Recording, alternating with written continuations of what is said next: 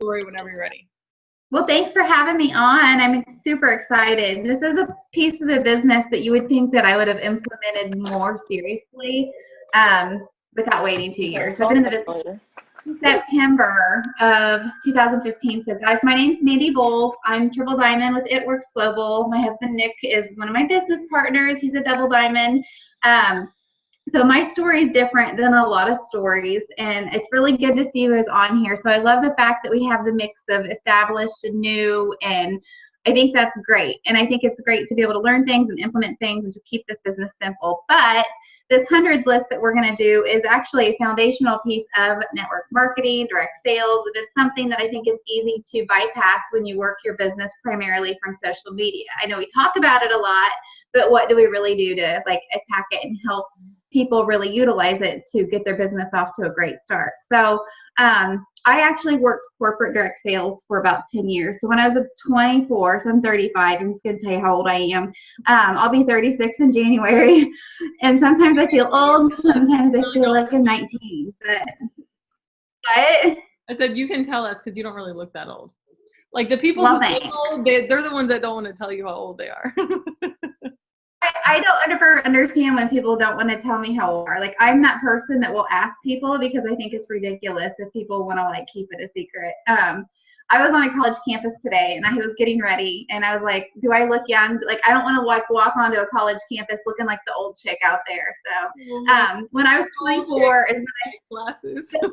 Yeah, the old chick. I was like, yeah. Nick's like, no, you're fine. I'm like, yeah, but am I the girl that looks like I think I look fine? And then I'm going to go to a college campus and they're like, yeah, she's really old. So, yeah. So now I'm like in a hoodie and this is my like sit around the house comfy clothes. But I work corporate direct sales since I was 24 to how long ago? 2 years ago. So I started working for Avon Corporate when I was 24. Somebody gave me a chance at a really great job, and I'm forever grateful because if it weren't for that, I wouldn't be doing what I'm doing today. I remember when I was 22 and working at the bank, and someone came in and approached me about network marketing, and I didn't get it. You know, I just didn't get the concept of it because my mom had always talked about people that had to recruit. My mom did Amway back in the day, you know, so recruiting was like a cuss word in our house after like they did Amway and didn't really make any money, but she loved her pans, you know, kind of thing. So when I would hear about it, my grandma did Mary Kay, I thought, okay, like I can sell. That was like my mindset, I can sell. And so the reason why I actually came into direct sales on a corporate level is I was working, I had a little baby, and I was struggling. You know, we had no money. Like we literally had nothing. Our debt was ridiculous. We were struggling to make ends meet. My husband was working at Best Buy after his full-time job, and I thought I've got to be able to do something to make an extra income. So I actually joined Mary Kay to earn some extra money because I knew my grandma had done it. Like I could sell it, like not even thinking about the MLM piece of it. And I remember she was actually a customer at the bank that I worked at, and she was like signing me up, and she was like, great, we can get your order of $3,000 in for your grand opening. I'm like, what? You know, like, I'm not doing that. Like, my credit cards are maxed out anyway. So I sent my kit back to Texas, and I actually decided that I could do Avon because Avon had the Mark line. So the funny thing is I never once was a distributor for Avon, but I actually could not get signed up to be an Avon rep. So I called somebody who I knew worked for the company from back in Illinois where I grew up. And she was telling me about her job as a district sales manager, telling me how much she loved it, how she had a company car, how it was flexible with kids. And I was like, well, I want that job, you know, and I never got signed up to be an Avon representative because nobody would meet me after 5:30. And that was when I picked up Gannon from the babysitter. So I was on Monster and I was miserable at my job. I was actually working for a company who had brought me in after I took my first sick day. And they told me that I couldn't take a sick day for a kid because I needed to find somebody else to take care of him when he was sick. And I was like, okay, yeah, I'm not going to be here long, you know? So I was looking on Monster, and I'm like, nobody's going to tell me I can't stay home with my sick kid. So I saw the position for Avon as a district sales manager. Really had no idea what I was getting myself into, but I did like a Hail Mary post. I know at the time Avon only hired people like over 30 and I was 24. But the long story short is someone gave me an opportunity that was a really great opportunity with a great salary, company car, great insurance. And I really quickly realized that if I had known what I knew then, you know, months before, I never would have worked another day in corporate. Not saying Avon was the opportunity for me, but I truly believe people can earn an extra income with it. But I understood network marketing and indirect sales on a completely different level. So, and I will say, you know, I worked different markets, so different markets were different, and I learned the corporate side of direct sales. We had speakers. Actually, how I came into touch with the whole It Works opportunity is because Mike Patillo came to speak to us when he was very green. He was like 25, 26 years old, and he taught us all about prospecting, which is blitzing. So Mike was one of my Facebook friends from like 10 years ago. Sounds crazy, right? So I worked for Avon 4 years later. I was promoted to being a national field training manager. So I actually went out and trained our district sales managers how to teach representatives the basics of the business, which was prospecting, which you guys know is blitzing, appointing somebody, which is something that we kind of take, I don't want to say we take it lightly, but we don't really have a process that it works. And this is a piece of the process that I actually used to teach in my corporate life. And then we teach training and developing. So basically the art of duplication. And then I was promoted again to be a division sales manager. So managed 30 million in sales, but I traveled all the time. So once I was a field trainer and a division manager, I was traveling all the time, and something had to change. I had a lot of offers from other companies. I just didn't want to move, and I didn't want to keep traveling. So long story short, something gave, and an Australian company told me that I could work 100% from home if I was their international manager of sales development. So I left Avon 3 years ago to be the international manager of sales development for an Australian direct sales company who was launching in the US, Canada, and UK. So I headed up that launch, quickly realized she wanted me to travel a lot. I was in Canada when I actually had a health situation, and that was another reason why I didn't want to travel anymore, because of a health concern I have with my blood. I have blood clotting disorders. And so I was in Canada, and I got a call from my doctor's office, and they said, your blood's like too thin, you need to get back in the United States as soon as possible. So as you can imagine, like my family was really worried. I was like, I'm done. The kids were worried. And so I knew I couldn't do that any longer. So I was working then for some old bosses at Avon. I was launching a direct sales channel for a weight loss company that's been around for 30 years. And that's when I started following It Works. So I had watched Mike Patillo go to It Works, and I thought he had lost his ever-loving mind, because I'm like, why did he go to this wrap company that claims that they make all these crazy bonuses? They're lying to people. Like, and I work corporate, and I'm seeing these bonuses. You guys, nobody does that. And I'm thinking it's a scam myself, because nobody does that. And so I really thought that something had happened with Mike, and he just was desperate. That's what I had initially thought, which is crazy. And so then when I'm working for this weight loss company, writing training materials, helping them develop their compensation plan, I was following It Works because we wanted to emulate the best in the business. And all the reports, the statistics were out there. It Works was the growing company. They were growing like 1,500% over prior year each year. So I knew they were doing something right. And the nurses who worked at the pediatric office back where I used to take the boys into Indiana were distributors. Nick's cousin being one of them. So I actually was trying to hear skin and nails from her.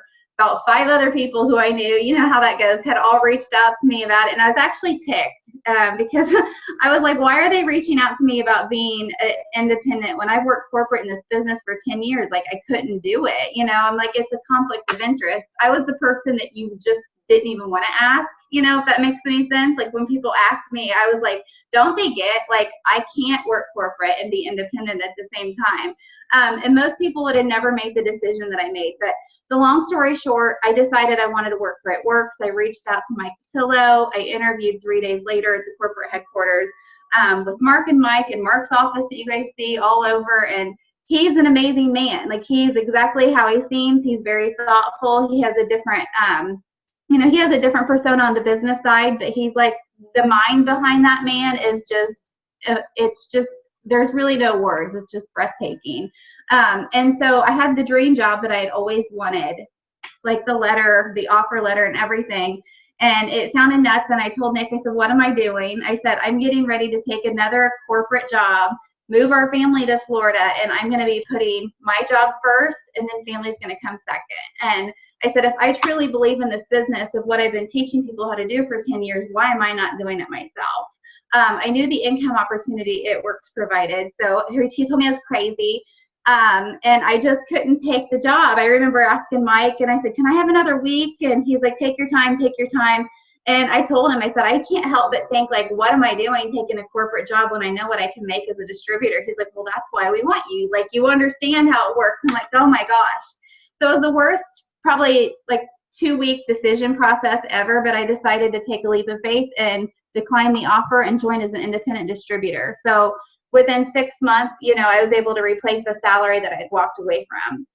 So it is different. You know, the corporate is very different from independent. And sometimes, you know, it's different when you're working corporate and you're not in the thick of things. So I, you know, had to come back to what we used to teach about this business, and the onboarding is huge on how we onboard new distributors. And, you know, I think it's a piece we miss so much.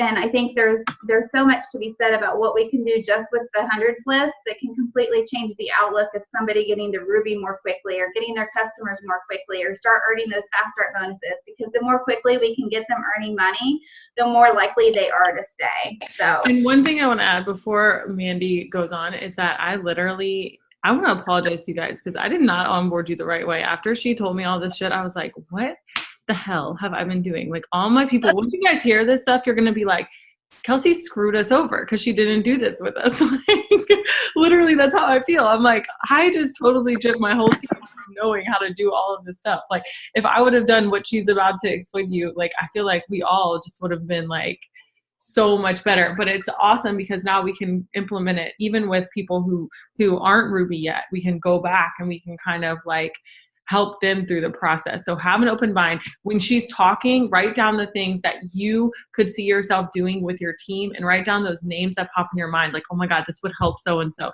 or this would help so-and-so. Like, be thinking about how you can implement this into your business. I don't want this to just be another, oh, let's hop on a Zoom because it's required. I want this to be something where like you guys can see visible changes in your business because of the stuff she's about to tell you. She obviously has credentials.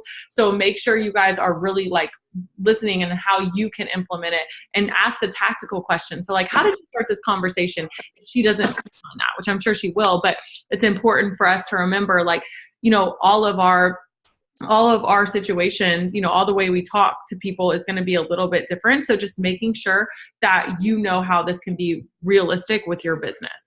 Okay, go ahead. No, and I'm glad you said that, because I had told Kelsey, I said, I feel ridiculous because I haven't really even honed in on this piece and implemented it. Because when I came into this, I knew it works with debt free because they've made it simple, like really simplified things. So I came in and I wanted to come in with an open mind and kind of learn the it works way, because, you know, clearly they're leading in the business. So I didn't want to be a know-it-all. I didn't want to reinvent the wheel. But there are some opportunities to have some fundamentals in place to help us grow our business. And like, this comes back to being the one obvious one. I'm like, gosh, if only I would have taught this and been training to this 2 years ago, things could be like way different. So bear with me. Like, it is kind of embarrassing actually that I haven't really been actively doing this. So, all right. So the hundreds list. So do you guys ever tell people to do it and be like, hey, text me when you get this done, girl? Does that ever happen? I do. I'm always like, oh, let me, like, here's your hundreds. Well, actually, I'm like kind of lazy because I'm like, we have the beginners boot camp thing that we do, and it's on there. So I'm like, oh, they're just going to do it from there. For sure. And how many of them ever do it, right? And how many times do we see the list? Like, never, right? Right. Yeah, I feel like we never, I'm always like, okay, text me. And how's that list coming? Oh, I've got names. And it's like, really? Because I never see the names. And I feel like maybe their list is like really this long, you know? So I think it sounds like dreadful to do a hundreds list, but in actuality, it shouldn't take them very long. And I will say, you know, the other companies I was a part of did a 50s list.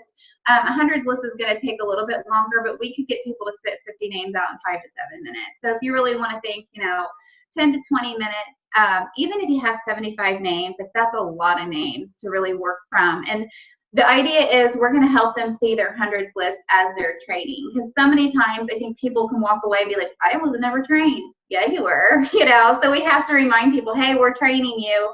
So with that being said, you know, when I know Kelsey's teaching you guys like to do an onboarding call, like as soon as they sign, get them on the phone within 3 hours, which I love that. I love that so much.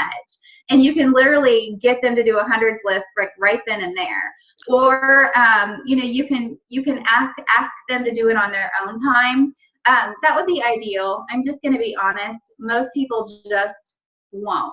Or if they do, they'll literally look at Facebook and just copy down 100 names from Facebook. And not saying that we don't want those names, but we want them to come up with 100 names without having to look at Facebook.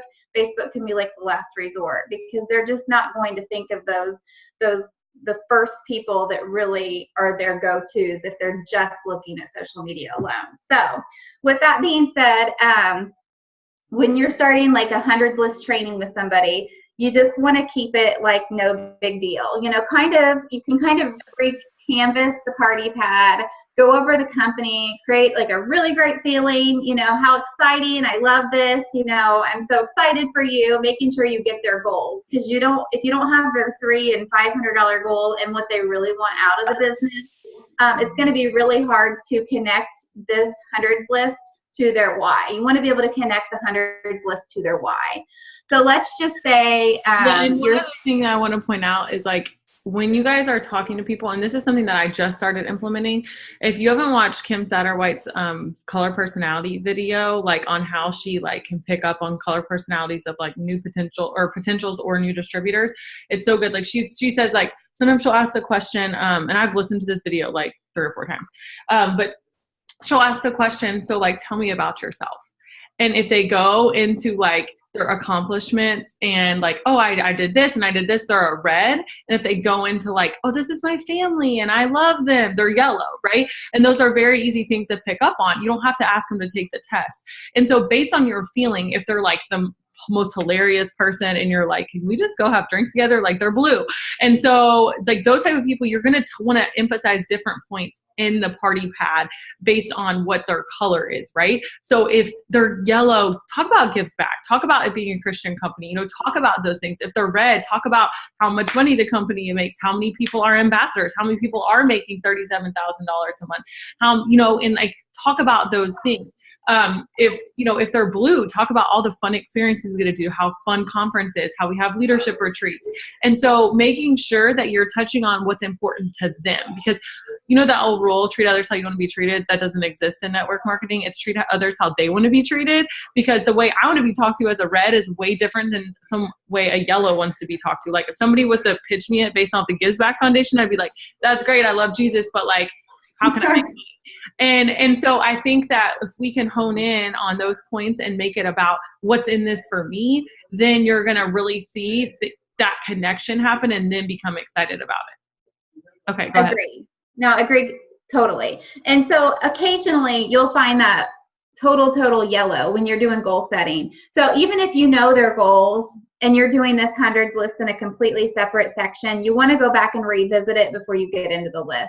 So we're just going to pretend you have a nice flow, and you may not, but regardless, before you start the list and before you even talk about the list, reset their goals. And so a couple quick questions that you can ask them would just be something simple like, okay, so let's just like dream big here. And that you can just be really fun, relaxed. And I might just say, okay, girl, like let's talk about big dreams. Like we got some big dreams. So tell me, like, have you ever thought about, like, if you're out on a Sunday drive and you've just like got caught up daydreaming, have you ever thought about what you would do if you were to win the lottery? How would your life look? And then let them talk. And then they're going to tell you things. What's funny is they may not even, you'll see that these people, their lottery dreams more often than not are pretty attainable. Now, occasionally you're going to have somebody that's going to give you a lottery dream that's really far-fetched with the 20 room, but that doesn't happen very often at all. Usually a lottery dream is, well, I would just build my own home. Like it needs to be 4 bedrooms, because people just don't let themselves think big. So the lottery dream, I like to talk about the lottery dream and then be like, how amazing is that? How is that going to make you feel? Always connecting it to the feeling. You always want to get their goal, and then when you accomplish that, how is that going to make you feel? So let them start to feel the reality of it. And this is hard for me because sometimes it's hard for me to sit back and listen. And I just want to be like, oh, okay, great, you know, but that's like, you literally need to let that sink in with them and then be like, man, that's amazing. Like, just imagine how great it's going to feel knowing that you're able to do that because you're putting the focus on helping other people. And then just kind of nod. Nodding is one of those nonverbals that you can use that so much with ML, like anything you do. And you're getting their buy-in, you're getting their agreement. It's so powerful. There's so much power in the nod. Literally, and, I like look for people on my Zooms who are nodding, and I'm like, I'm just gonna focus on you because you're making me feel good right now. Like, you are comprehending what I'm saying. Like, Kirsten always does it, Kara always does it. Like, you guys are always like, yes, and I'm like, yes, they're getting it, they're getting hype. And so, like, I just keep going. But I think too, one other thing which you said, and I really am gonna shut up, but you're touching on so many good points, is like, I think when I first took the color personality test and I was like, I'm red, like I don't have feelings, right? Like, that's just what I associated with reds. Like, they're just not as emotional. But here's the thing. Like, if somebody were to be like, how would that make you feel, like accomplishing those things? I would be like, I would feel so accomplished. I would feel like a badass bitch. Like, I would be saying this stuff. And like, that is a different feeling than a yellow, but that's still a feeling, you guys. And so don't like think that reds don't necessarily have feelings, because I used to kind of put them in this box that they don't care how it makes them feel. They just need to get it done. And that can be true. However, the feeling is in getting it done. That's where the feeling can come from. For sure. Be careful to put those people in those boxes too soon too, because the feel is for everybody. Red, green, yellow, blue. All of those people have feelings. And I told this somebody the other day, I was like, think about the time people spend money is when it's emotional, and then we rationalize the money spending, right? When people have babies, they spend money. When somebody dies, they spend money. And when there's a wedding, they spend money. That's the 3 times people spend the most money in their entire lives. And those are all emotional events. And so making sure that you realize, like, we have to connect with the emotion when anybody's getting buy-in from from whether it's being a distributor or being a customer. Absolutely. And if you haven't figured out their color personality before you get to the how does it make you feel part, you're probably going to figure it out, because the yellows are going to cry. More than likely they'll start crying, and they'll talk about how they would help a mother, a sibling, or a family member with their earnings. I mean, you'll see it. You'll just really start to see it. And then you'll be able to tell the people who are like red, because they'll be like, I'll feel amazing, you know, and the blues will be like, oh, it'll feel so good, you know. So like, you'll totally figure it out by then if you haven't already. So, and then that's great. So be like, okay, great. Like, girl, like, you can totally do that. I want you to know that you can absolutely start to dream, but let's talk about now. Let's pretend you go out to your mailbox and and then this is where you have to be situational, because, you know, you've already had conversations with this person. So, you know, if $200 is a lot of money to them, you know, if they're more thinking like 1,000, I need 1,000. So whatever you've kind of picked up on, that's the amount you're going to want to throw at them. You know, because sometimes if you're talking to somebody where $200 is just like, wow, like that would be it, like, then talk about $200 check. But if you're talking about somebody who just told you that their rent's $750 and they don't have enough left over, you're going to need to make that amount a little bit bigger.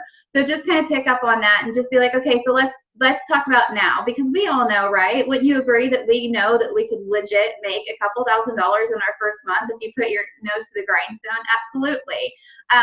And so that's when I would say, okay, so let's pretend you go out to your mailbox and there's a check with your name on it, and it says, you know, pay to the order of Kelsey Thornton, $1,000. Tell me, Kelsey, like, what are you going to do with that money?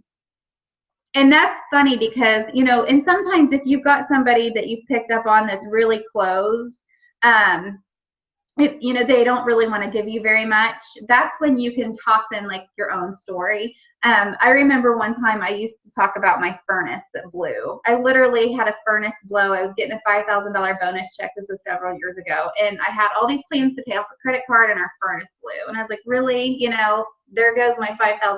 But thankfully I had it. But you can talk about those things. Like, okay, last week my refrigerator went out. Like, I had to buy a new refrigerator. Like, I always say, like, life happens. Sometimes we think all this extra, because what I hear a lot, and you probably would agree, you hear a lot, people think they need extra money. But at the end of the day, it's not extra if they're still trying to pay their bills. So let's talk reality. Like, you have $1,200, $1,000. You find this check to your name. What is it? Like, what are you going to use that for? And that's when you hear what they really need money for now. And most of the time, like if you set that up correctly, and this goes back to, I don't know if you guys watched Aspen's live today, but it was really good because she talked about the art and the science of network marketing. But if you really picked up on that and kind of presented it accurately, that's when you're going to get their nitty gritty, like what they really need money for. And so if it's a new wash machine, if it's a new car, getting their car repaired, whatever, I think that does me good just as much as it does them good, because then I know, gosh, like I really got to help her with this. Like I really got to make sure I'm doing my part to mentor her through this, because it's not just extra money. Like this is something that's literally going to change your life in a few couple weeks. So the two things that you want to get, lottery goal, and then you go out to your mailbox and there's a check. Those are a couple of thought starters that'll help you get those two numbers. And so then I say, okay, first let's get you earning that money to pay for your car repair. And then we'll talk lottery, and then you're going to see how this business unfolds, and you can really start to see those lottery dreams happen a lot more quickly than you want. So are you ready? And then they're like, heck yeah, I'm ready. Be like, okay, let's go. And so then you can say, so this is the first part of your training, and I'm super excited about it. And that's something you might want to write down. Because you're saying training, so you're planting the seed in their head that they're getting trained.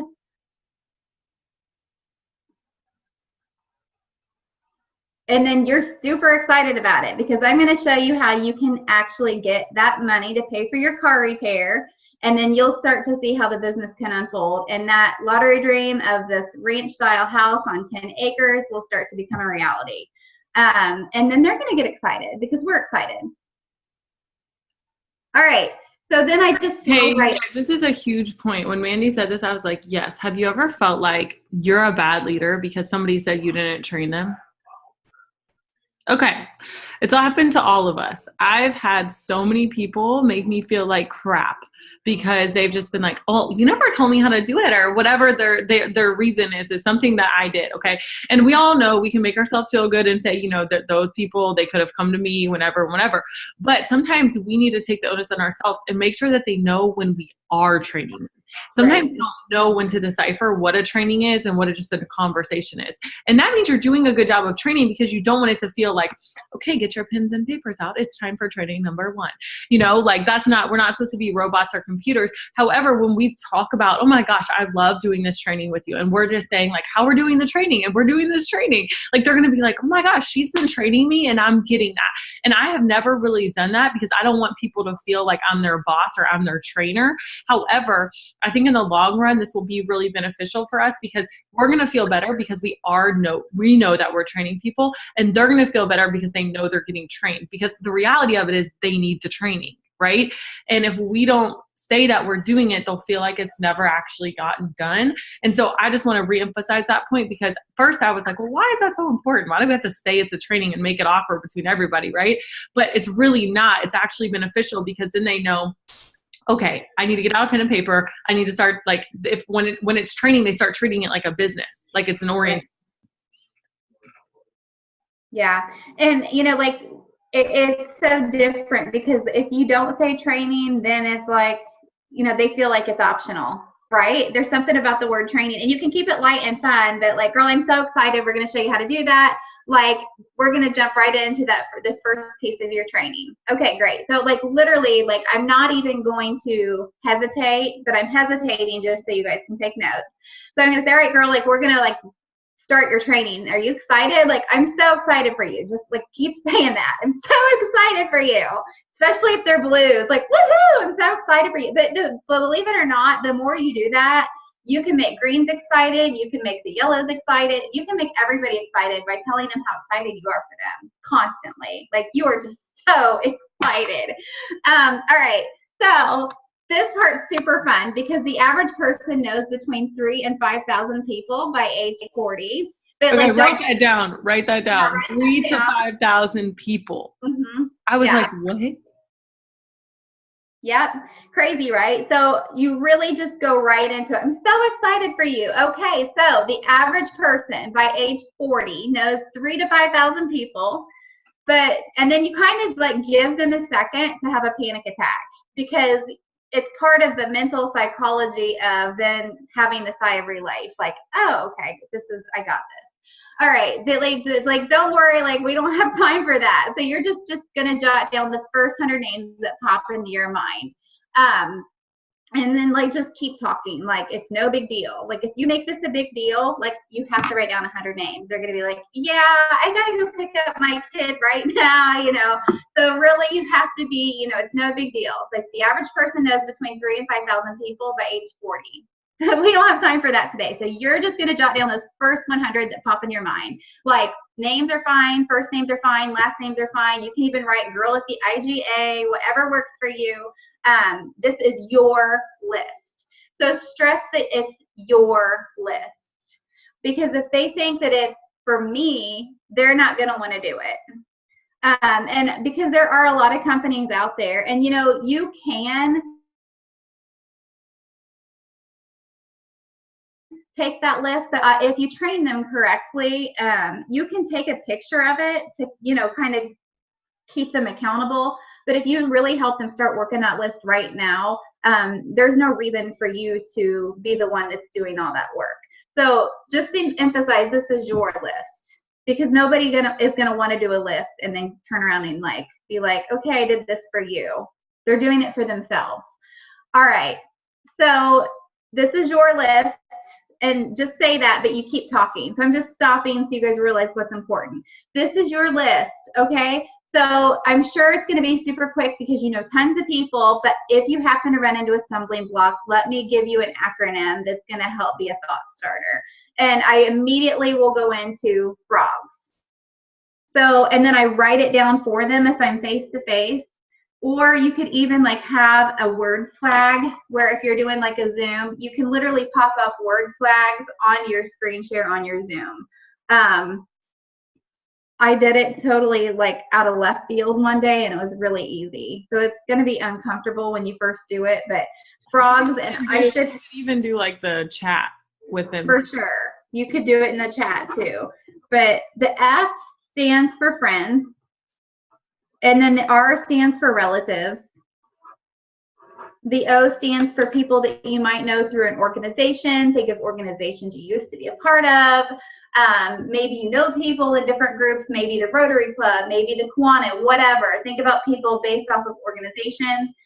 Think about geography. Like, who do you know in different states? Who do you know in Alaska? Who do you know on the other side of town?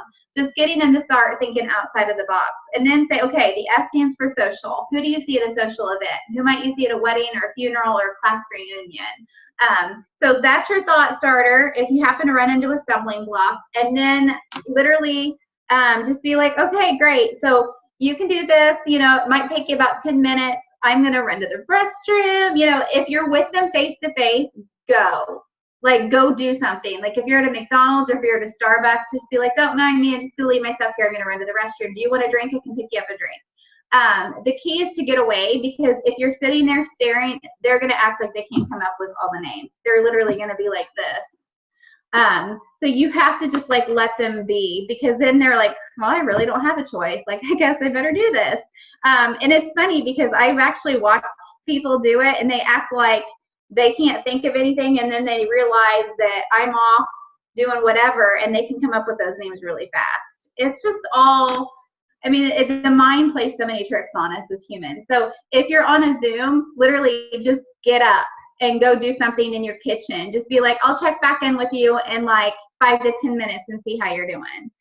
Because if you're with them, it's going to paralyze them. They're going to stare at you and ask you to tell you who they know, like really. And then you're going to be dragging out. It'll take you like 3 or 4 times as long.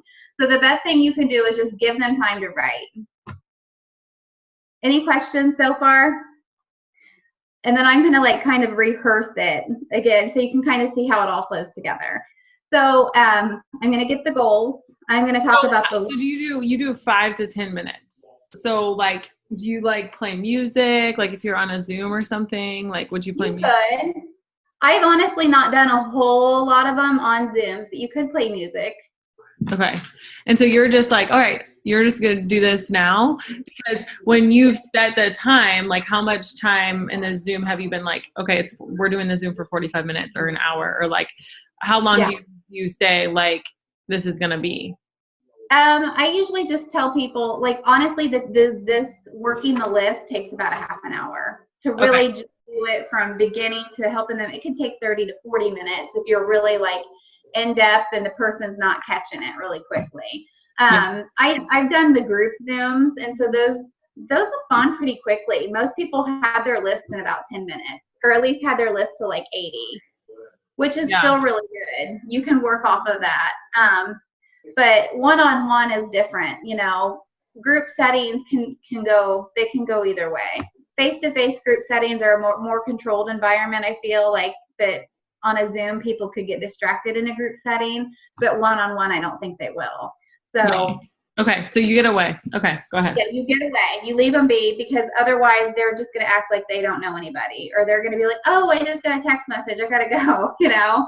So you just got to go. So get their goal, be like, I'm so excited for you. Like, I can't wait to show you how to do this. So are you ready? Like, all right, great. We're going to start your training right now. So the average person knows between 3,000 and 5,000 people by the time they're age 40, and then be like, don't worry, we don't have time for that. So you're just going to jot down the first 100 names that pop into your head. Like, you can do first names. You can be like, the girl that works at the gas station. It does not matter to me. Like, as long as you know them, because this is your list.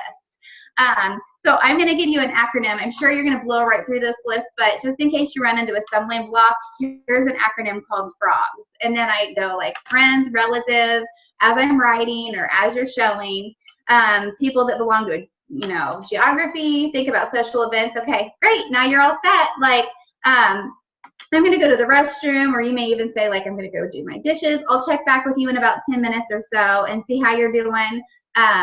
But, think about this, just first names. Just keep it simple. Like, you'll read body language. Some people are like, okay, I got this. And some people are just like looking at you like, really? Yeah, really? Like, yep, you're going to do this. So, and just stay excited. Keep it no big deal. Like, if you start to make this a big deal, then they're going to start sweating, and they're going to have like their palms are just going to be like trembling. It's no big deal. Like, you're just blazing over it. You'll be right back to check on them in about 10 minutes or so. Okay, so let them be. And then when they have their list, that's, hopefully they've got most of the list done. They should, if you left them alone. And they really, really will, I promise.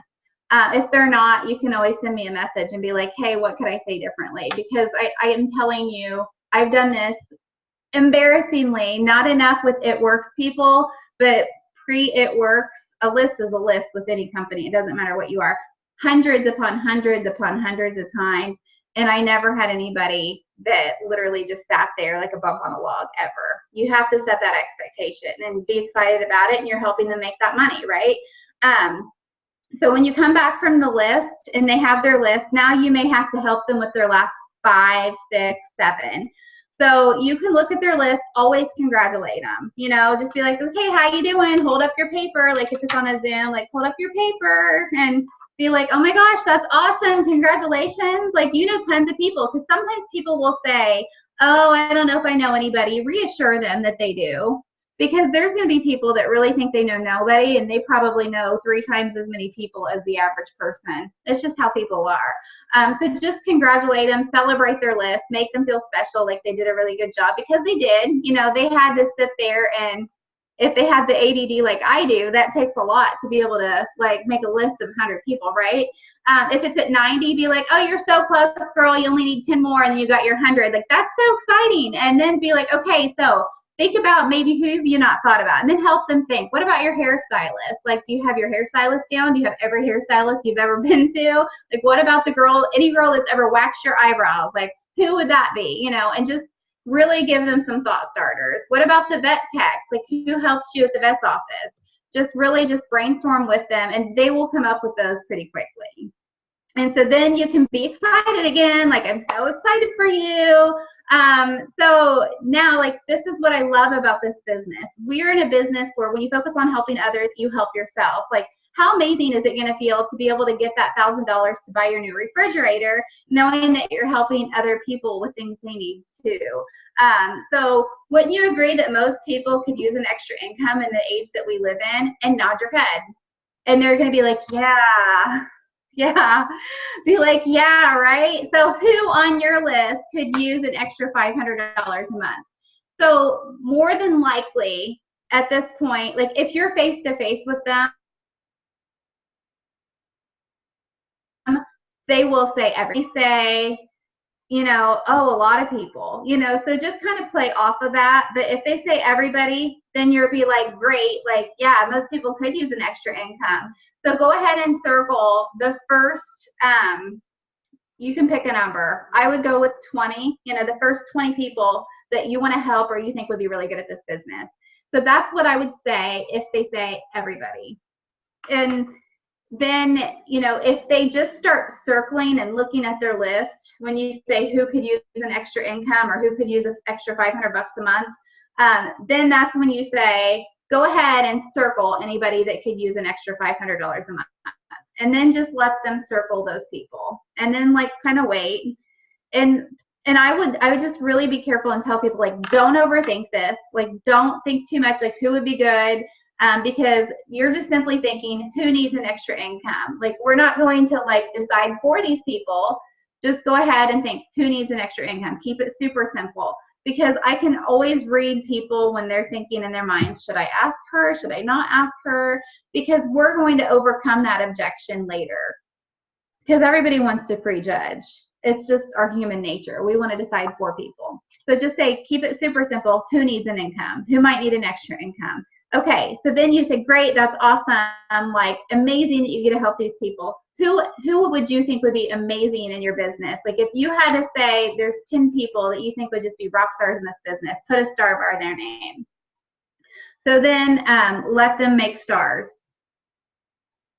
And you guys can do what feels comfortable for you. I sometimes even do different things. Sometimes I say put a $sign by their name and put a star by their name, or sometimes it's all circled. It doesn't matter. All you need to know is they're marked as somebody about the business opportunity. All right, so now you've got that.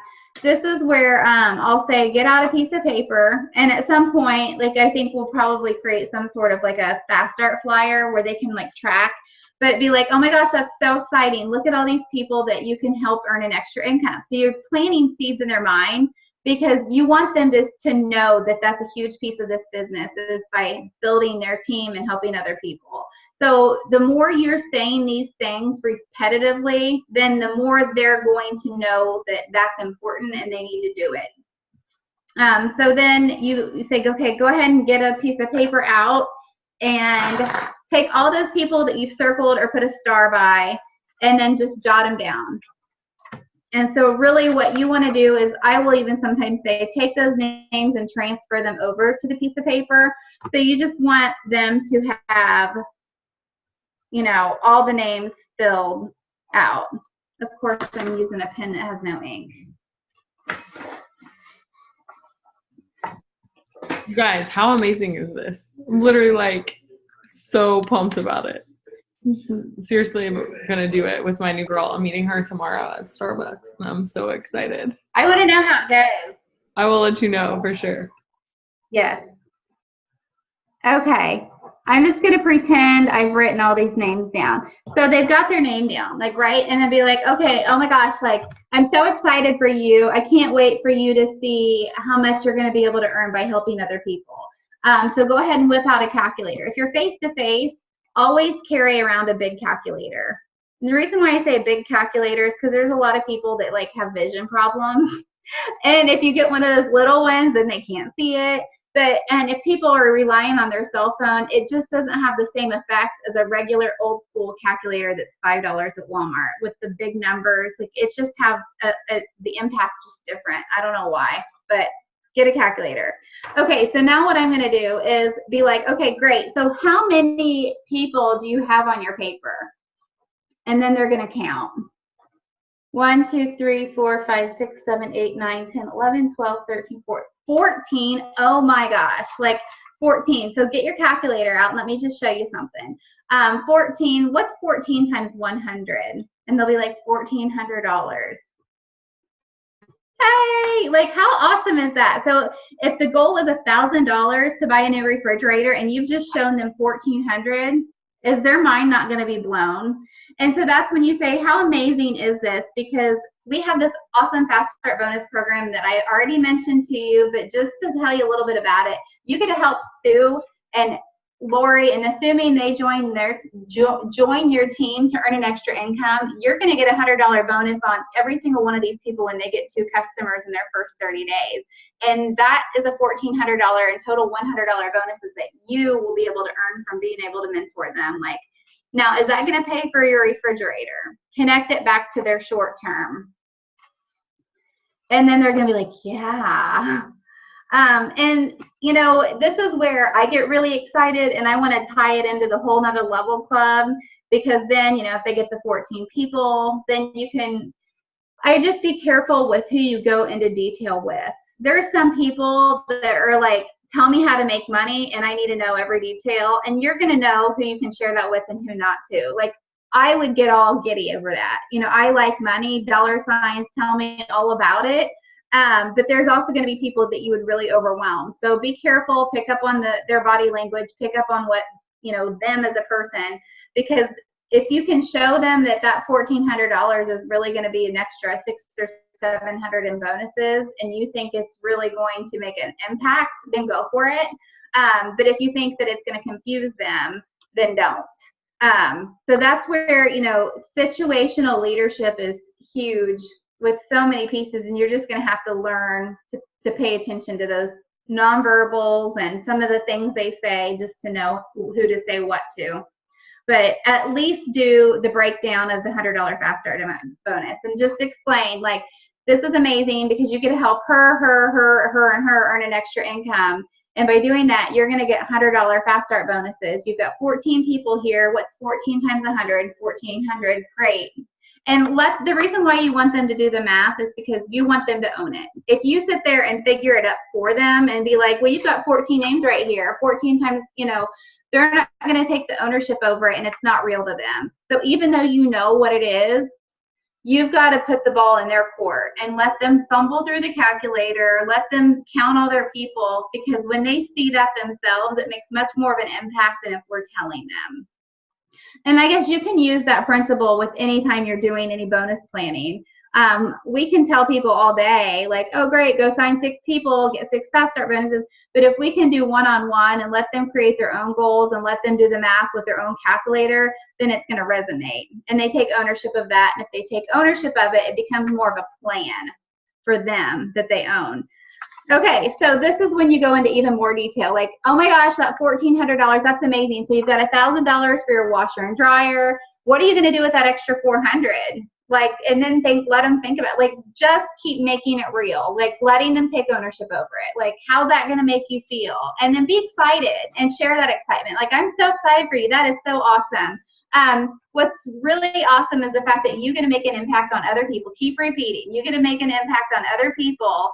And that's going to help them, and it's going to help you. What a beautiful business that we're a part of. So tell me a little bit about Sue. Then you're going to go through the list. Tell me about Sue.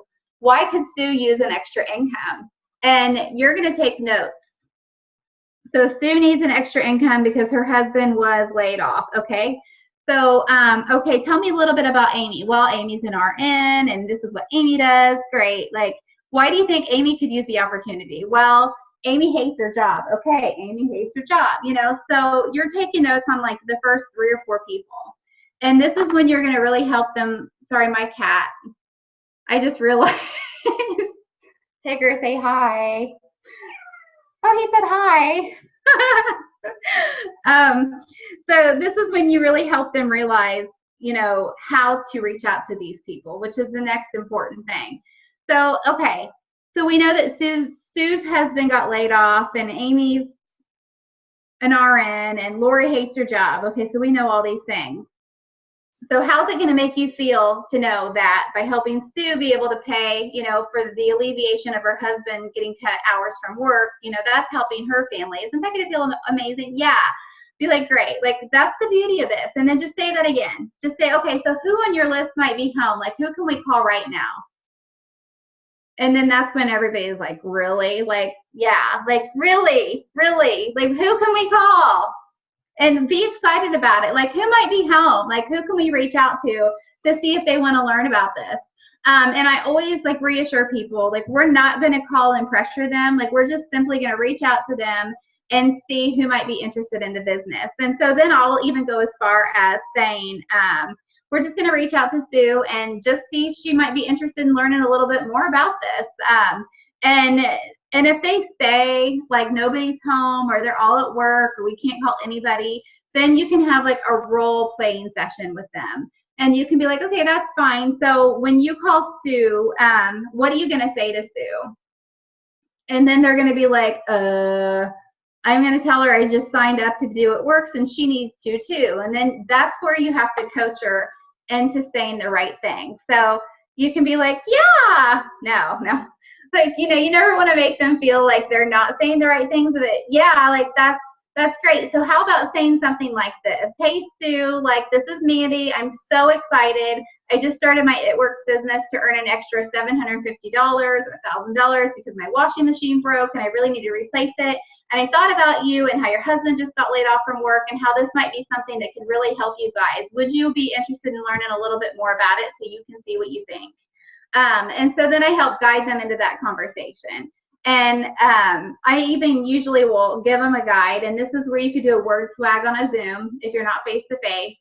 And you just want to say, like, and you guys know how to do this. You do the same thing when you're messaging people on social media. But, like, hey, this is why I'm doing it. This is what I'm going for. I thought of you because of blah, blah, blah. Would you want to hear more? So if you give them that guide, then they can know what to say to every conversation. But if you're not actually calling somebody, then you absolutely want to role model with them or role play and let them do it. And they're going to look at you like you just asked them to do something crazy. But you have to keep it no big deal, because if they're actually role playing with you, then they're probably going to be more likely to actually do it. Because if they know it, that's half the battle. Nobody feels like they know what to say.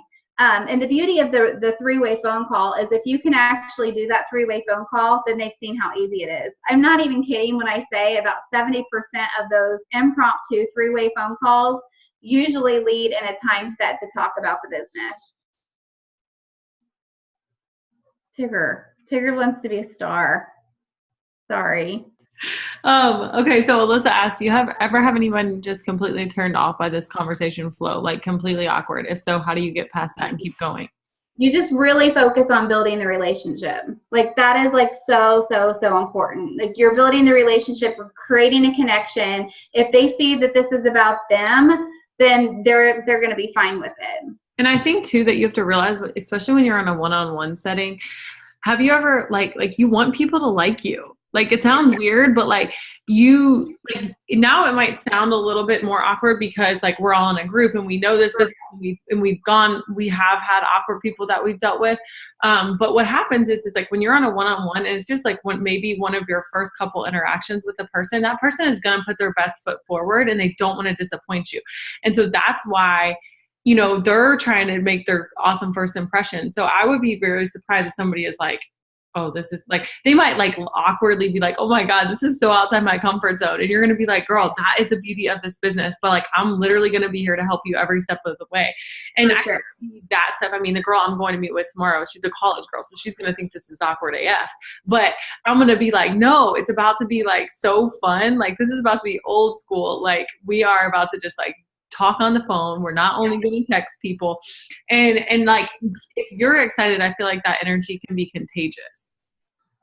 1,000 times, yes. And, you know, it's not like you're just meeting somebody for the first time and saying, okay, we're going to do your list. Like, if you're doing that, if you're going straight into the list with somebody, they're not going to do it. So you literally have to, whether it's at a contact before the list or, you know, the same time you're doing the list, you have to build that relationship. So even if, let's just say, you've already built a good rapport with me, like I know your names and your family members' names, I know where you work, like I know lots of things and you know I like you, you like me. before we go into this list, yes, I'm going to reconnect with your goals and dreams, but we're going to chit chat before. You know, you can't cut that out. And I know as many times as we want to, you just can't, because I can totally see it. And I mean, I used to, and then the same thing goes for, like, you think about Mark, Pam, Mike, if they went into an audience where those people didn't know them or feel connected to them in some way, shape, or form, they would have people getting up and walking away. You just have to connect with your audience or one-on-one before you even jump into a training. So even if I'm calling you to do this training and I literally just say, okay, girl, get out your pen and paper, you're going to be like, really? But if we spend like 5 to 10 minutes chatting, like getting to know each other, and then like I kind of transition into the, okay, like I know we've talked about goals, but let's really talk about goals and just really make it about them, build the relationship. And I know it sounds kind of hokey because I'm doing this training, but if I'm one-on-one with you, I'm really caring. Like, I want to know how you feel. I want to know your goals. I want to know your why. And they sense that. They pick up on that. And when they realize it's about them and not about me, and they know that we're doing this so they can be successful, the outcome's totally different. So yeah, you have to always build the relationship every single time you talk to somebody. Because if you don't, then everything I'm teaching you will just go out the window. Good question. Okay.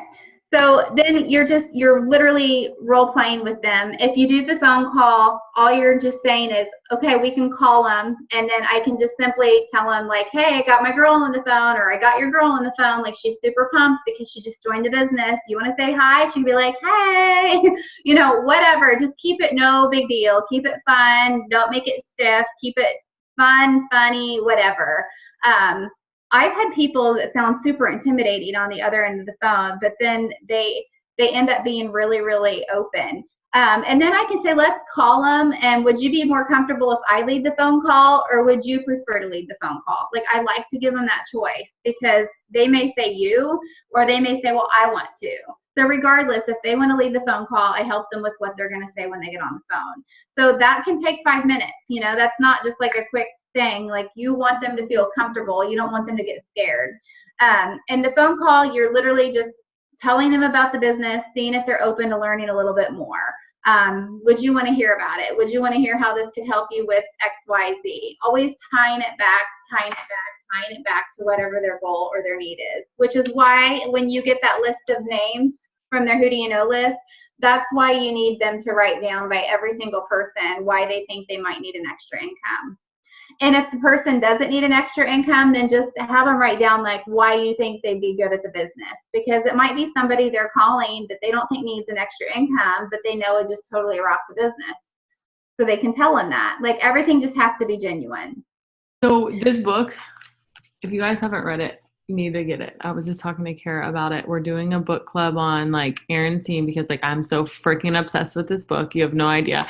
And literally the chapter I read today was talking about your list, right? And it's so funny. And I was like, just as you were talking, she says, okay, so in the first 2 chapters were about her why, or your why. And she said, all right, you've established or reestablished the foundation of your business, your why, and you've set some short-term goals. Now it's time to focus on the lifeline of your business, your list. Your list truly is your life in this business, so make sure it's a long one. It's a living, breathing thing that you should be consulting, updating, and tweaking daily. The sooner you get in the habit of thinking your list in this way, the sooner it will become a valuable asset to your business. Another way to think of it is like a bank account. As you make some withdrawals and you take some people off your list, you've got to keep making deposits and always adding new people. So we're going to talk about how to make deposits to your list every day. I'll show you how to work your list over time to keep it organized so that you can focus more efficiently on some income producing activities and grow your business faster. Do what I'm about to teach you and your list will never get anemic. So she said, the best thing you can do for yourself and your future business partners is to keep a very thorough master list. The key is not to prejudge who goes on the list. We have no idea who will be interested in what we have to offer. Many make the mistake of segmenting their list by prejudging what their network will be interested in. Putting people into predetermined categories of product user or team member is a fruitless exercise. There is no way for us to predict who will be interested in what part of our business. The majority of the monthly income come from the teams of 3 people that I never thought would be interested in starting their own enterprise. Heck, I've even had countless people tell me that they never thought that I would be interested in something like this. And second, categorizing people will consciously or unconsciously cause you to tailor your conversation, and you will unknowingly choose how that person will be involved. As I'll teach you, you'll be much more effective if you lead with the business and to fall with the products. Okay. So she talks about 2 categories. I coach our new business partners on their very first day to take a pad and paper and write down everyone you know with skin. And she said, then I have them put stars on their top 30 dream teamers. And then she says, these people would be people they would love to work with for whatever reason. They have a track record of proven success. Maybe they have magnetic personalities. Maybe they're influencers in their networks. Maybe they just get shit done.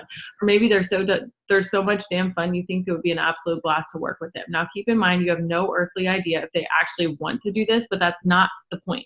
You're just identifying them as part of your dream team, just like a fantasy football league, because you're now the CEO and you can choose who to hire or send the offer letter to whoever you want. Whether they accept is up to them. I also asked them to identify who on their list would be part of a dirt list. Simply put, these people are the people who love you and support you so much they'd be willing to sell dirt to support you, or buy dirt to support you. And I didn't coin this term, blah, blah, blah. She says a lot of times she'll use those initial dirt like list people to be those sample 3-way conversations so that it can be an easy, non-pressure conversation. So like, hey, call your mom, let's practice on her. Or call your sister or call your best friend. And this is totally going to be like a practice call, but at least you can hear what I would say, especially if those first couple people didn't answer. Because, and I was literally like reading this and it was like clicking, like everything that Mandy had told me before. And I was like, oh my gosh, all this stuff is like coming together for me. It's only taken 2.5 years. It's fine.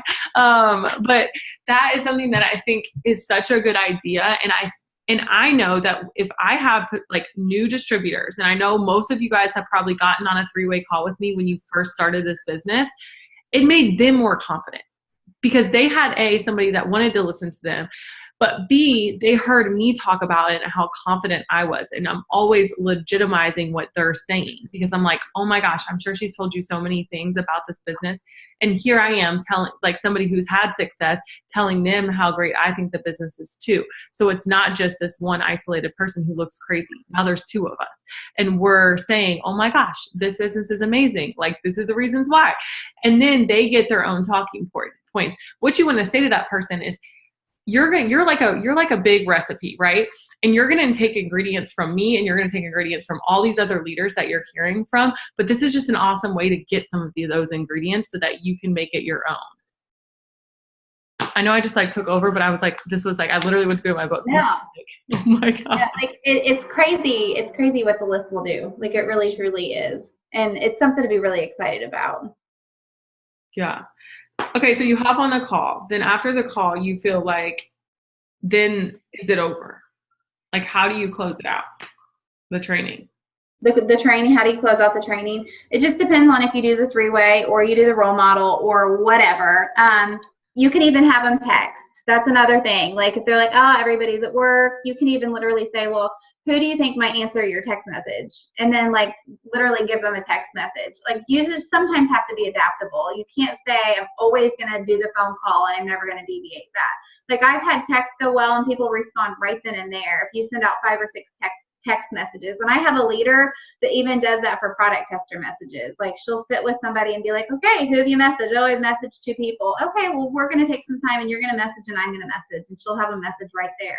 So texting's a good option for the list. So then you can be, like get them excited about the potential. Like we're going to chat with her, and this is awesome because you can reach out to these other people and I want to know how it's going. So, and then I just reiterate, like, please always know, like, I'm right here to support you. Like, I want to help you. Like, don't hesitate because if you wait until like I reach out to you, I don't know, like just everybody has their own way. I always just say, you're never bothering me. Like you are never bothering me. Please like let me know as soon as like somebody responds. If you're not sure how to handle it, screenshot your message and send it to me so I can help you with how to respond. Because this goes back to Aspen's live today. Aspen was talking about the art and the science. This piece of the hundreds list, you could say it's science, but it's really an art because you can literally do a hundreds list and have a completely different outcome than if you use an art to get a hundreds list done and train them, like with saying things to overcome objections throughout. I think that's everything in the business. If you can overcome objections before people actually speak it, then we win. If we're overcoming objections because they're speaking them, then it makes it 10 times harder. So yeah, some people are expand on that a little bit. Like, can you expand on like overcoming objections before people speak on it? Yeah, good point. Because I know what I'm talking about, but others might.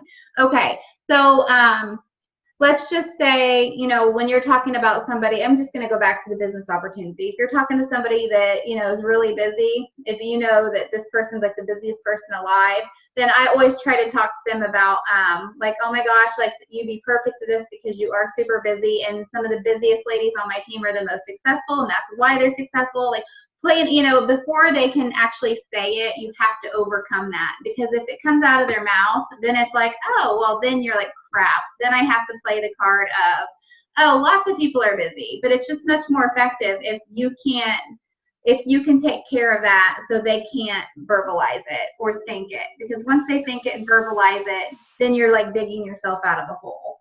Yeah, and I think it's a really good point too. For let's say you're now aware that people prejudge, right? And we've all caught ourselves doing it. And when you catch yourself doing it, stop, send that person a message and start it out with, hey, I almost wasn't going to message you because I know how busy you are, but I just had to because I think you could really do awesome. Okay. Right. And what that's going to do is that you're acknowledging and respecting and putting it in front. Like, I know you're busy. Like, I'm respecting that. I'm acknowledging that, instead of being like, oh, I just had to message you real quick. No, like, acknowledge that. I always say anything that could make the conversation awkward, it becomes not awkward once you say it. Right? For sure. So even if, like, when I'm video messaging people, I'm like, you guys are probably like, why is this random girl video messaging me? Because I know that's what I would think if somebody was doing that to me. Hey, I don't think I'm a complete creep, because I would think you're a complete creep if you message me.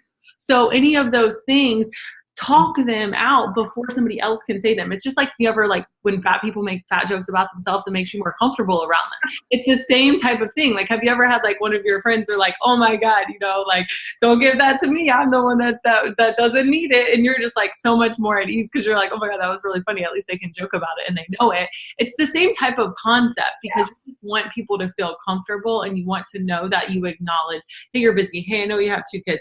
Hey, I know you probably don't have time. Hey, I know you probably have messaged 1,000 times before about maybe this company, but let me go ahead and just ask you, like, have you really ever thought about it, or you've just been turned off at the way people have messaged you, or something like that? Because that is really going to make you feel more confident, and then, because you're like, okay, you can talk crap about me, but I'm going to acknowledge that this is what you're probably going to say.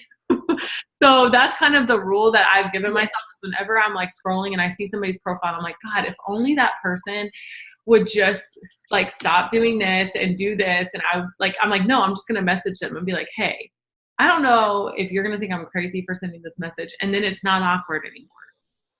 So you're so right. Like, that's kind of the best example I can give you guys of like overcoming objections. And like, when I tell my story, you guys have heard me tell it 1,000 times, but you guys have seen, I'm like, these are the 3 reasons why I joined the business. And I'm selling them on my reasons, but it doesn't sound like I'm selling them because I'm just telling them my story, but I'm telling them what sold me. And they're like, oh, that's a really good point. And I always say, like, you know, one of the main reasons I joined is because we have a product nobody else has. And I wasn't a salesperson. You know, I didn't want to be pushing products down people's throats.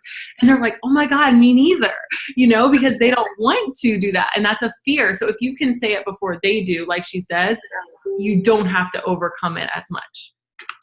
It's a win. I mean, it's just, you know, like with this list, a lot of people are like, oh, I don't know that many people. So that's why you're saying things in the beginning, like the average person by age 40 knows between 3,000 and 5,000 people. Like, don't worry, you know, we don't have time for all that. So you're setting an expectation that's getting them to think, oh my gosh, this is crazy. And then you're scaling it back. And then one of the big ones that I think a lot of people will do that doesn't sound like a big deal, that is, if you know that somebody's told you they just want extra money, but yet you know it's more than extra because you see them post about like having no money and things like that, it's really important to at least get them to acknowledge that they need it for more than extra money, because sometimes people really genuinely in their mind think they need $500 extra when in fact it's not extra, it's their grocery money, right?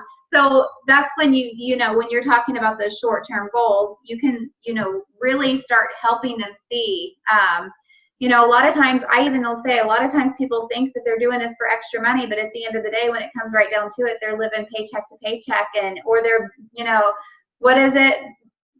Borrowing from Peter to pay Paul. I don't know. It's late. Yeah. Like I messed that up, but like robbing Peter to pay Paul. That I might say that, and then they're like, "Oh yeah, that's me." So getting them to realize, like, okay, so I don't need extra money. I need money because I don't have enough to pay my car payment. But yeah, overcome those objections before they can say them, and then you win. And then just wrap it up. Just be like, great, like I'm super pumped. Here he goes again. Sorry. I'm super pumped for you. I'm so excited. As you can see, like, do you now see, and this is how I really tie it all together, like after you've done the role playing call, after you've done through all that, like how does it feel to know that you're going to be able to help these people? Like they're like, it's going to feel great. Now, like, do you see how you can quickly, by focusing on helping people get started in the business, how you can quickly earn that $1,000 to be able to pay for your dryer? And then what you used to thought were your lottery dreams aren't so crazy after all, right? And then they're like, yeah, and be like, so I'm so excited. I can't wait to partner with you, blah, blah, blah. Like however you want to wrap it up. But always connect it back to their why. So you're painting the vision. Aren't so crazy after all. Mm-hmm. That is golden.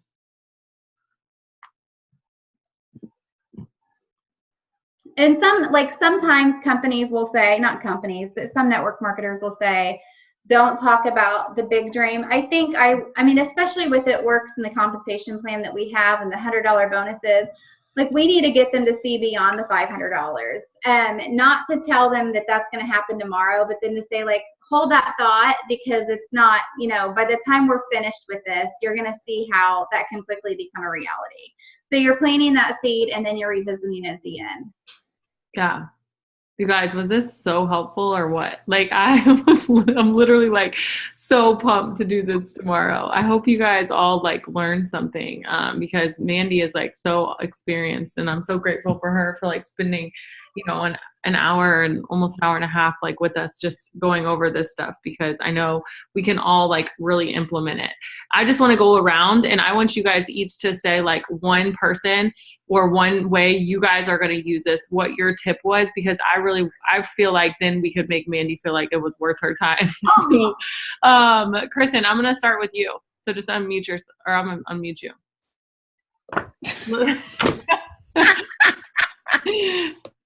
I'm reading the comments too now, so.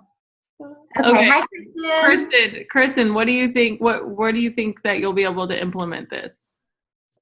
Because I'm one of those people that's like, I don't know enough people. Like, I don't know anybody.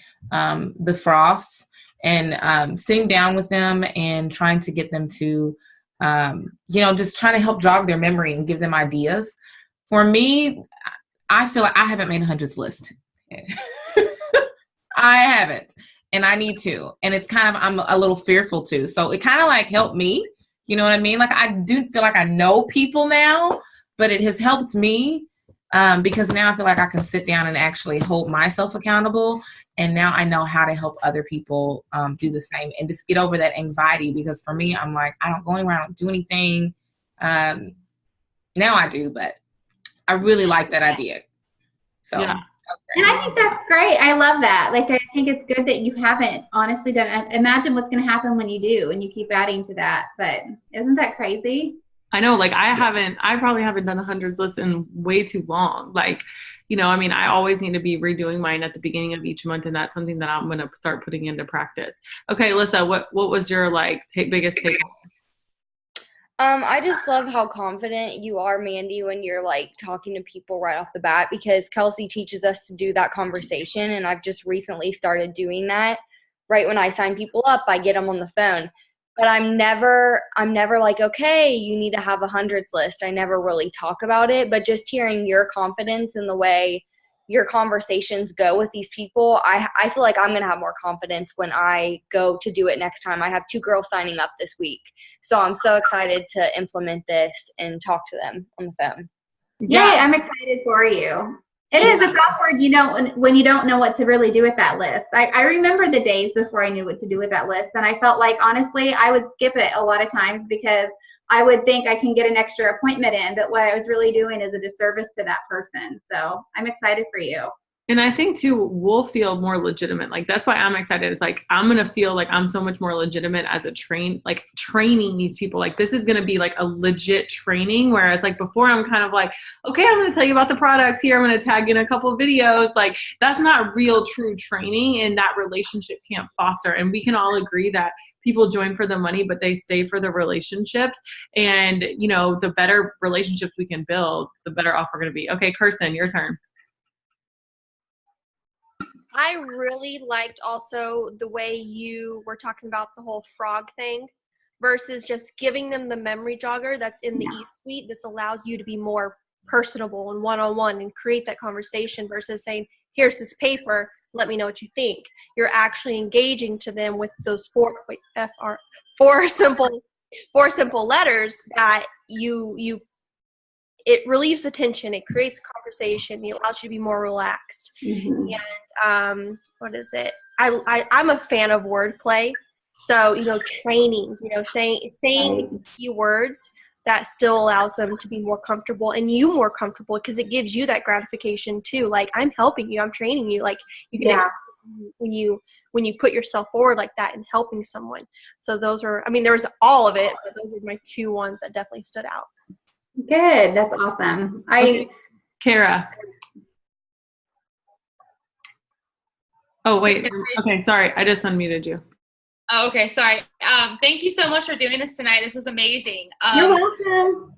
First of all, I want to say you said something in the beginning that like really kind of struck me, like when I'm talking to potentials, is you said it's not extra money if you don't have money after paying your bills. And that really struck with me of like maybe how I need to incorporate how, you know, like messaging with people and talking with people. And you also talked about like the lotto dreams. Like I never thought to do that before and like make it become a reality and make it become something that's attainable to them. And so you really opened my eyes to that and I really appreciate it. Oh, yay. You're welcome. You're welcome. I mean, and you know, the lottery dreams is big. I think you'll see that it gets people to start thinking, you know, and sometimes people look at a Ruby chart and you say, where do you want to be? And they point to the 500. Some people say, oh, I want to be ambassador, but do they really know what that's going to look like and how it's going to make their life?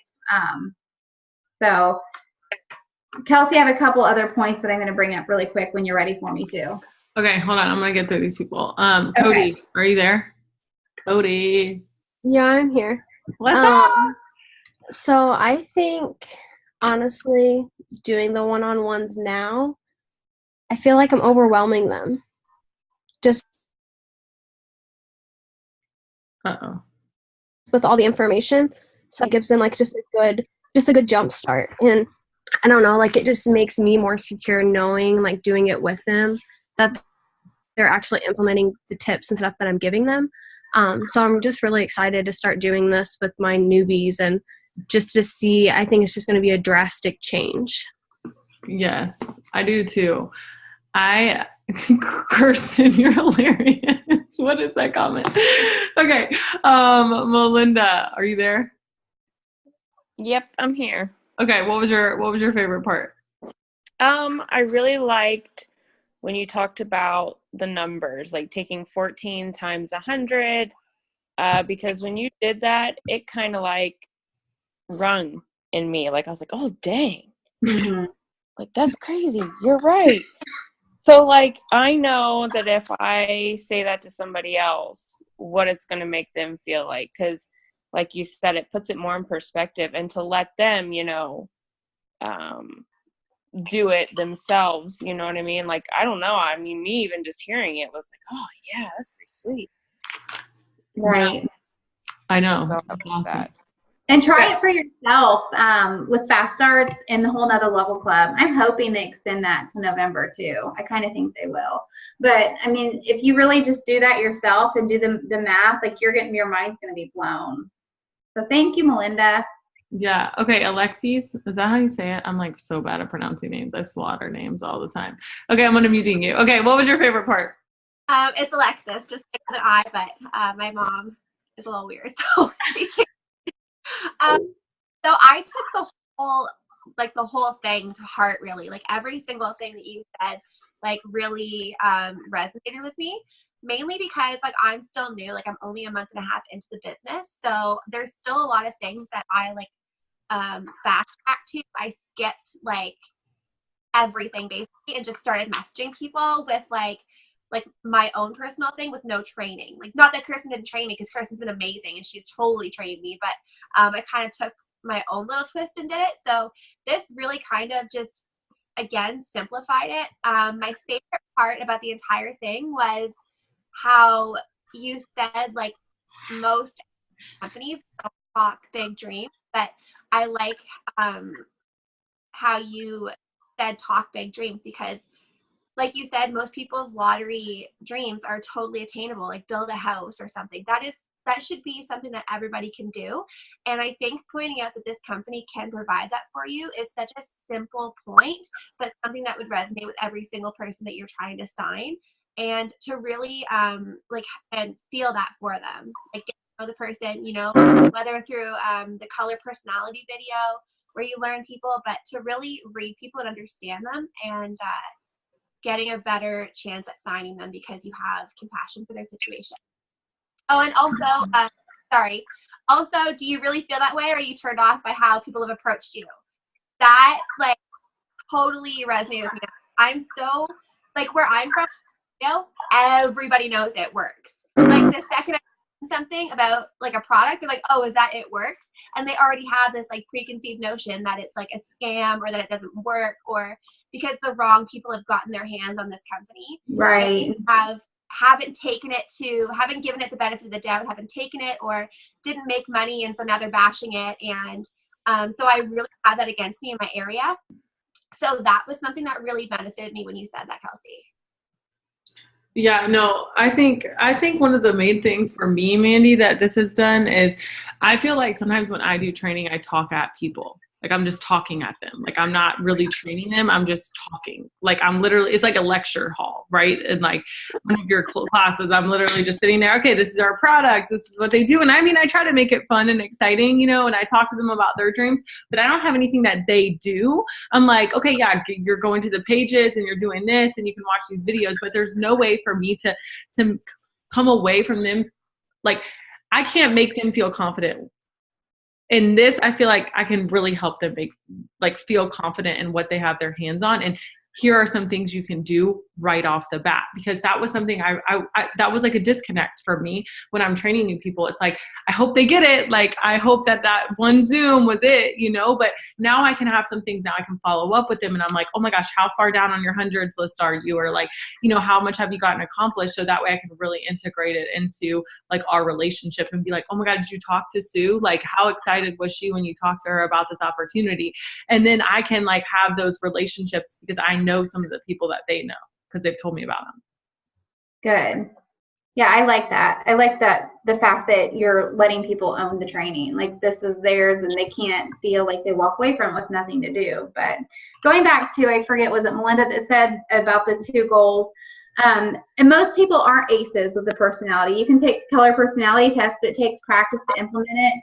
By giving a short term, like a quick money goal, and getting like a dream of theirs, we're going to talk to whatever personality they are, because you may talk to me, and even though I really need $500, like, let's say I really desperately needed that 500, maybe it's really not the 500 that motivates me, but I get more excited about my lottery goal, and vice versa. So I just like that. And then going back to the list, the thing I didn't emphasize a lot was in the beginning, when you're making the list, to help it move quickly, just say you're just going to jot down those first 100 names that pop into your head, because you don't want them to start thinking, oh, I have to get out Facebook, I have to get out my phone, you know. No, like, just go off of the names that pop into your head. If you run into a stumbling block, here's a guide. So, and then also the breakdown. Why do I have them write down all these names? Why do I have them tell me about Sue? That's not just giving you an opportunity to help them with that conversation, but it's showing that you care about their people. So that, I mean, if they're a yellow, then that's really just magnifying them even more. But we do care. We know we can help all these people, so that's why we're asking.